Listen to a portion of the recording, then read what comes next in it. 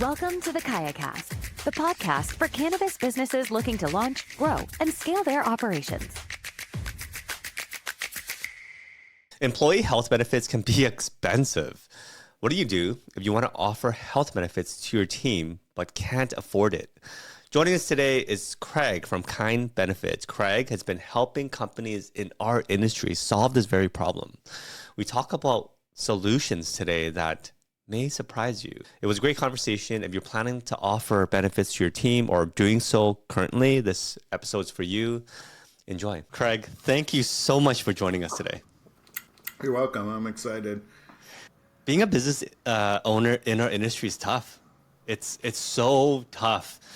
The margins are thin, and sometimes you just don't have enough cash flow to offer your employees health benefits. What are some of the programs out there that employers can take advantage of to get employees the care that they need within budget? Yeah, that's a great question. Well, there's a lot of creative stuff that's happened actually post-Affordable Care Act. And so we have a couple of different programs. I call them tax incentive wellness programs. And what they do is they allow an employer to offer a voluntary benefit that they can offer literally on day one to employees that provides them with access to virtual health care, virtual behavioral health, physician office visits, urgent care visits, free prescription medicines, and then all kinds of stuff, diet, nutrition, wellness, health, well-being. And it's a program that actually frees up tax dollars from an employer. So I use it as a foundational element in how I'm building benefit programs for my airport-based restaurant and retail customers, as well as the cannabis dispensary owners that we're working with. Wait. Walk me how this works. It's a program that you can offer employees. What's the cost to the employee? Or what's the cost to the employer? Yeah, actually, well, there are fees. So there are fees to it, but the net is actually a savings for the employer because it's a voluntary benefit plan. That's what's called a hospital indemnity program. So if people are familiar with Aflac, probably everybody knows the Duck, everybody knows Coach Prime, Coach Saban. These programs have been around for a long time, and what we've done is we're working with companies that have packaged that kind of policy with a lot of healthcare services to employees. And so and one of the few tax advantages that someone in the cannabis business can take advantage of. So what we do with these programs is we incent people to participate to get healthier. So it's like you're getting paid to be healthier. So how much, let's say I'm an employee and I work for you and I voluntarily go into this program. How much does it cost me? Like, how does that work? Yeah, it actually doesn't cost you anything. So the people who will enroll in this, so once we get the data, we get it right out of the Kaya Push platform, and we get the data, we show a proposal to a business owner, and it'll show them by employee, here's, what Tommy would make extra for participating. It's a voluntary program, and you do have to participate. It could be as little as 3 to 5 minutes a month. You could spend more if you're using the counseling services and the wellness coaches and all that. But if you choose to participate, your paycheck as an employee will actually go up. Same way for medical insurance with the difference in pre-tax deductions. It's the same kind of thing. So everybody who enrolls in this is doing so because they're getting between $10 and $50 per pay period extra in their paycheck for participating because they get a pretty big non-taxable cash claim payment in pay right through the Kaya Push system. Okay. I think I know what you mean. So let's say, hypothetically, that I'm an employee and I enroll in this plan. There's a deduction, let's say $1,000 that gets deducted from my paycheck. And that $1,000 that gets deducted reduces my taxable income. So I pay less taxes on it, less FICA, less Medicare, etc. And then there's a corresponding cash incentive that I'm guessing it's a claim payment or whatever. Right, that's it like is 90, exactly. It's a claim payment. Yeah, so that's like 90% of what I paid. That's non-taxable. Correct. So the net difference is I only pay 10% of my income into this plan effectively, but I've enjoyed more than 10% in tax savings. Right. Exactly. And that's who's going to enroll. So we're not making anybody, it's a completely voluntary plan, but we'll have each person will have their own portal, which will describe their benefits. And it will say, hey, Tommy, if you do this, if you enroll in this wellness program, you're going to get all these great benefits, no cost doctor visits, no cost urgent care visits, plus your paycheck's going to go up. And it's all personalized based on how much the person's making, what their withholding looks like. And all of this is very easy to do right through KayaPush. Oh, wow. Okay. And on the employer side then, because the initial deduction that the employee takes, say $1,000, is not taxable, they're not paying taxes on it either. Correct. So the employer is not paying FICA and Medicare on this. Right. So the employer in this program is going to save on average $573 per employee per year, or let's say per position. So if you're a dispensary and you've got 10 full-time people enrolled, so even if you're just starting out and you've got 10, that's $5,700. Wow. We're going to use that to seed the personalized benefits program, which I know we'll talk about later for the dispensaries that have under 50 people. Yeah, and for dispensaries that are bigger than 50 and are needing to comply with the Affordable Care Act, we can even put in minimum essential coverage for that. So now, instead of these employers paying for a minimum essential coverage program, which, let's face it, that's a private tax versus the public tax of not conforming with the ACA, we can satisfy that and actually put money back to your bottom line. And it's actually better than most minimum essential coverages. I was going to ask you that is, do you have any advice for companies that are ALEs to fit affordable care within their budget? But I think you just mentioned that. I think a lot of the brokers that serve that market are used to more traditional employers that are easier, frankly. Like, so maybe if you're in California and your broker's used to working with Silicon Valley employers and they have unlimited budgets and they don't care and they just want the best, that's pretty easy. If you're working with a company that's got a really diverse workforce where maybe 10% are management types who are earning significant incomes and 90% are hourly workers mostly making under $20 an hour, and you don't have a huge budget, that's a very difficult problem. That's a whole different problem to solve. There's a lot of stuff that can be done, and it's very different than what's being offered, kind of in an off-the-rack way right now. Wow. If I was an employer and I'm just starting out today, I want to offer my employees health benefits, but I don't know if I have the budget to do so. What would be your advice? Yeah, I always like to tell people to start small. And we were talking, especially on insurance, and keep in mind, when you're hearing stuff about benefits, it's way more than just insurance. I know certainly there will be employees at your dispensary who want access to health insurance and want to have some curation. So it's important to provide them with some access and some advice and some advocacy.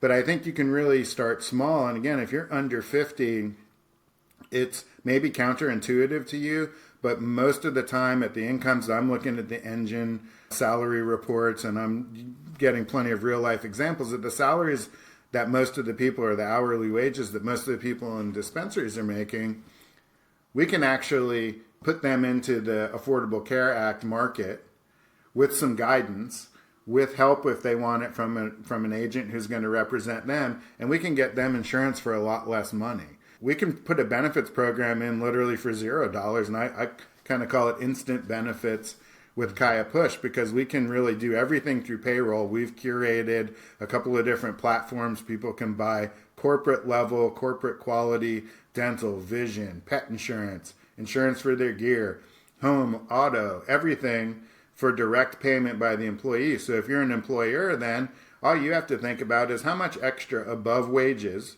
would I like to provide somebody that I call a benefit allowance. What do you want to do for your benefit allowance? Again, we can put it right on their paycheck so that they see it's different than their wage. And then our team can help them if they want help to get insurance. And everybody, I call it personalized benefits. You mentioned Affordable Care Act market. What do you mean by that? So the health exchange. So healthcare.gov is a place. We have a couple of different platforms. I've got some service providers, and it kind of varies by states. But we have a couple of different teams. So it's a place anybody can buy insurance. That's actually starting November 1st, generally speaking, between November 1st and December 15th of every year. Anybody in the U.S. can purchase health insurance. And people who are earning under $45,000 a year generally can get a great plan for $100 or less per month. It depends a little bit on where you are. But what we've done is we've been working mostly with your team in New York and New Jersey, two pretty expensive insurance markets. And it's amazing how much you can get for somebody by not offering a traditional group health plan. Again, I think the traditional solutions in benefits in insurance don't work well for restaurant, retail, dispensaries. They just don't. Yeah, oftentimes it just doesn't fit the business model. Right. Unless you're huge. If you're big and we can do a self-funded, if you're a big MSO and you can do you've got a bunch of HR people and you've got the resources to do all of that, yeah, that's a different thing that you could put together. But most of the folks that we're working with, who are trying to get to multi-unit, it's just easier to start small. That's the always thing, because I think people will be excited when you say, hey, we're starting out with $100, but, we've created material so that they can see why you're doing what you're doing. I'm just trying to find you the cheapest medical insurance. Because, again, most of these people are young and healthy. Frankly, a lot of them could be covered under their parents' plan. They might be covered under their spouse's plan. Single parents, we can help them find, I'm trying to find as many people free health insurance as possible. And then if somebody really needs something more significant or more expensive on the exchange, they have got that opportunity. So the exchange is for individuals that make roughly $45,000 or less. And the premium tax credits, which makes their insurance way cheaper.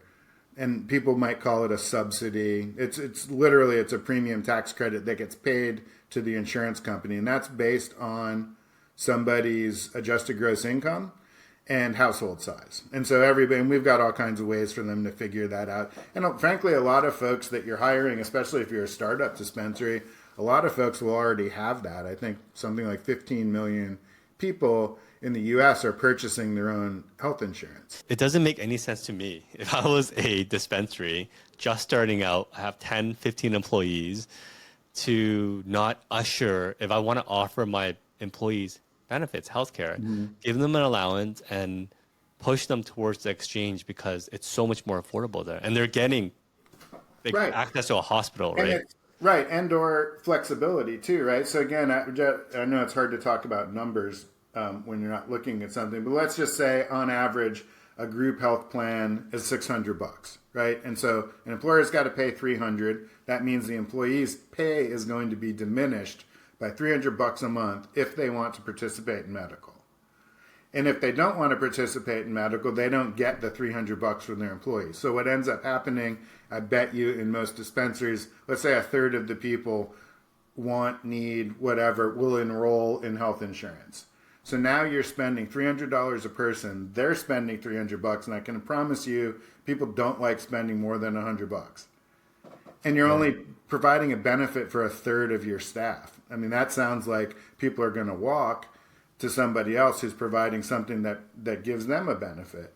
Whereas if we don't offer that program, that same $600 premium for most of your employees, so your bud tenders, your inventory, so everybody south of general manager, most of those folks are going to be able to get that $600 premium, but the government's going to pay $500 of it with what's called an advanced premium tax credit. They're going to send that to Blue Cross or United Healthcare or Cigna. So now the employee only has $100 that they have to pay. So now, in this example, the employer has paid $0. The government's chipped in $500. The employee has to pay $100. So now if I'm giving the employee $100 and they want insurance, they're whole, and you just save $200 out of that example versus if you did a traditional method. And also keep in mind, again, my son, so he got his first job last year, so we, as good parents, we booted him off of our insurance. But then he changed jobs, and he wanted to come back on. So he pays us. He lives on his own. He's supporting himself. So he pays us, I think, $150 a month to be on our plan, because that's what it cost me to have him on our plan. Well, if he had a traditional offer, it would probably cost more than 150, and then he wouldn't be on our plan. So it's cheaper for him to be on our plan, but then he's also not getting a benefit from the employer that way. Whereas in a personalized benefits approach, where you're putting in a benefits allowance in Kaya Push, well, so now Aiden could choose to use that money to pay us. Or if he didn't care about insurance, or he had free health insurance or whatever, he could use that $100 for doggy daycare or whatever they want. And they're saying, hey, this is a great benefit because now I'm personal. That's why I call it personalized benefits. Now I could do what I want. Maybe I want dental insurance. Maybe I want life insurance. Maybe I could care less about insurance. And I want DoorDash 3 days a week because I'm grinding at the store. That's definitely a different way of thinking about it. And I feel like younger adults in the new generation, that's what they appreciate, that flexibility. Yeah, and then people who really need it, again, it's still the lowest. I mean, it's the lowest total cost of ownership, right, for if you're under 50 is to do it this way. Because it comes down to the employee's going to look at it eventually. What does this cost me to have the medical? And so, in my opinion, again, within the context of the culture that you're building at your business, if you educate your folks, they're going to not be so likely to go look at that other place that's paying 50 cents more an hour and has traditional insurance, because guess what? They might get another 50 cents an hour, which is what, $65 a month, and then be in a traditional group plan like I talked above, where they have $300 to participate in the medical plan. So now they're minus $235 over your dispensary. This business, you're going to have a lot of turnover, but I'm trying to help people build programs that will reduce or eliminate regrettable turnover, meaning the people that you really don't want to leave, don't leave. And then frankly, with the other partnership with Icon, we can literally do medical, dental, vision, retirement plan as a day one benefit. And if you're paying in $100 a month as a dispensary owner, that's going to be a very robust offering for people. Craig, how hard is it to get help on the exchange? It's easy. I mean, again, we've got some agents. Now, you have to be careful. There are lead engines out there, obviously, and they'll start popping up.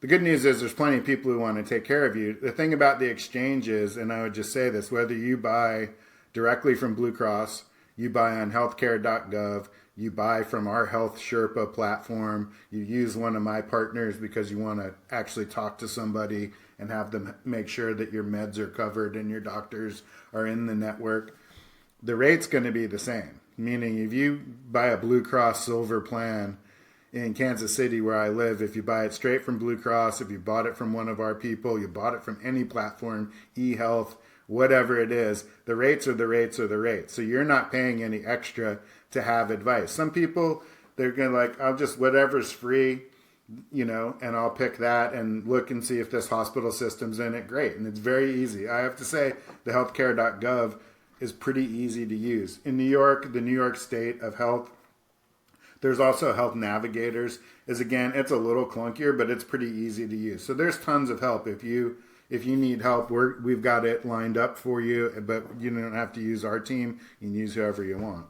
Let's say I'm a dispensary, I have 15 employees, and maybe I have a management team now, management owners, and I want to offer them benefits. When does it make sense to go to a... Great question. So a PEO really grew out of some payroll platform, and they provide, some human resources services, and then they have their own in-house insurance programs. So what I always say to that person whether you're a startup or you're starting to accelerate your growth, just like anything else that you're buying, make sure you have you've got a very clear set of objectives that you want. Know what they are, and then when you go to the PEO, the most important thing is to make sure they're transparent with all their fees and pricing, because there are a lot of moving parts.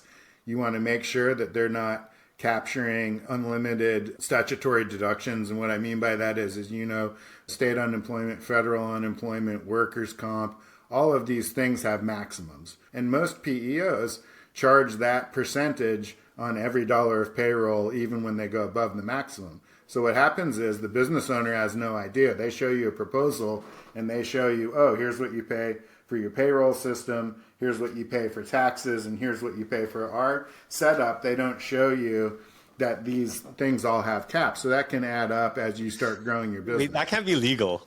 Is that legal? No, it is. Yeah. Yeah. I mean, it's all in the customer agreements. And if people are reading, so that's why I say if you have to read that and you have to understand that. And then you have to quantify, okay, so if we're paying $100 a head, that's, in your example, that's $18,000 plus fees. What am I getting for that? And is it worth it?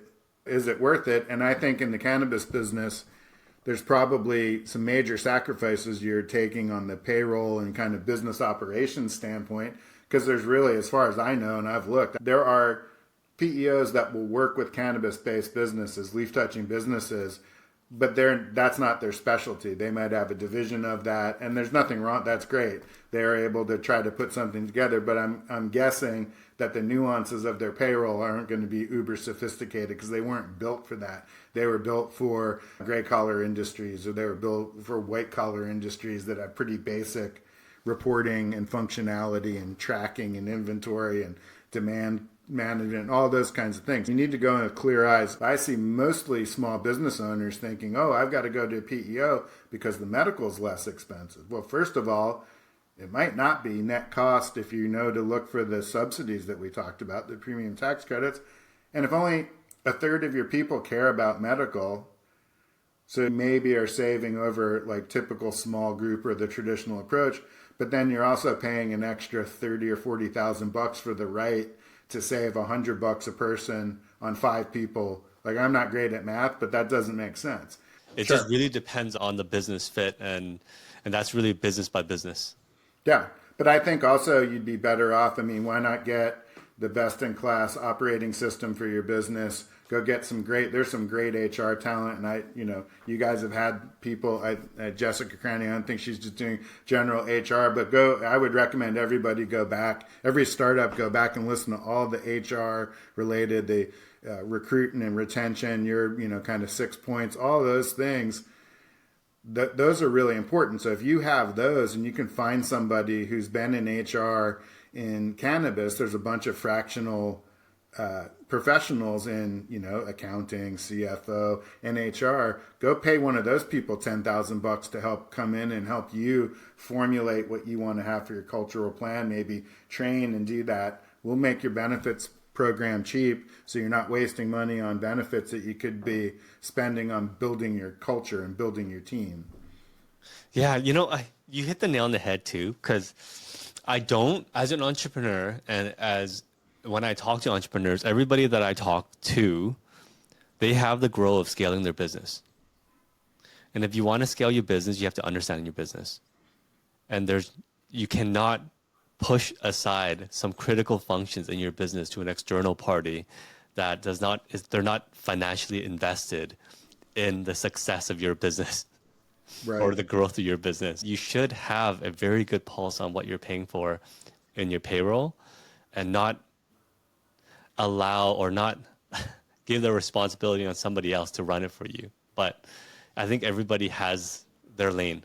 A good PEO will answer the phone call when you call and say, hey, my general manager just, harassed 3 of my bud tenders. What do I do? So they're going to respond, right? But they're not going to be proactive. And most likely, way more about the weed business than they do. I think if you could get someone who's got that skill set, again, now you can buy. I mean, it's great, right? You've got NetJets, you've got all this fractional stuff.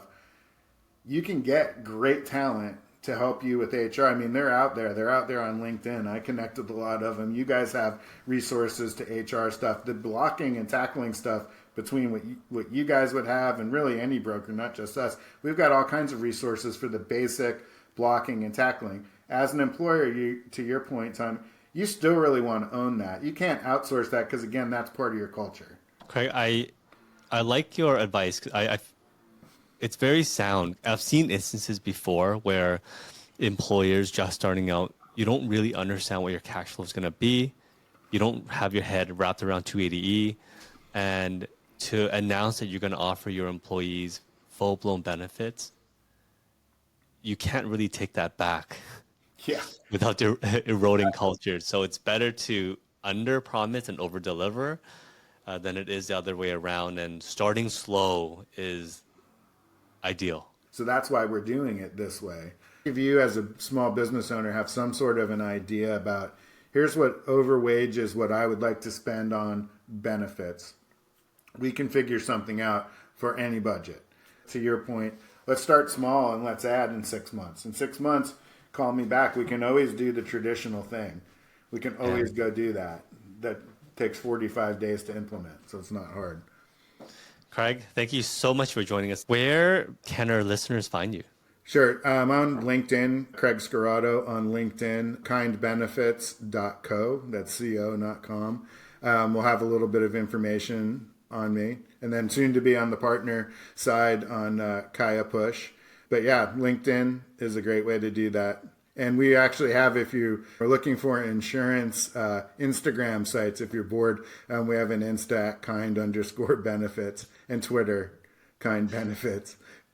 Awesome. We'll drop everything in the handle. Craig, thank you so much for joining us today. Great. You're welcome. Thank you so much for listening to this episode. That was a great conversation. If you're looking to implement health benefits in your company, give Craig a call or look up the solutions that we spoke about. There are solutions out there that are not expensive and even free, and it'll give your team the healthcare that they need. Again, thank you for listening. Please like, subscribe wherever you are. It helps us out a lot. Until next time, take care. Thanks for listening to the KayaCast Podcast. We hope you enjoyed the show. Don't forget to subscribe to our podcast in your favorite podcast app or visit our website to access the full archive of episodes from the show.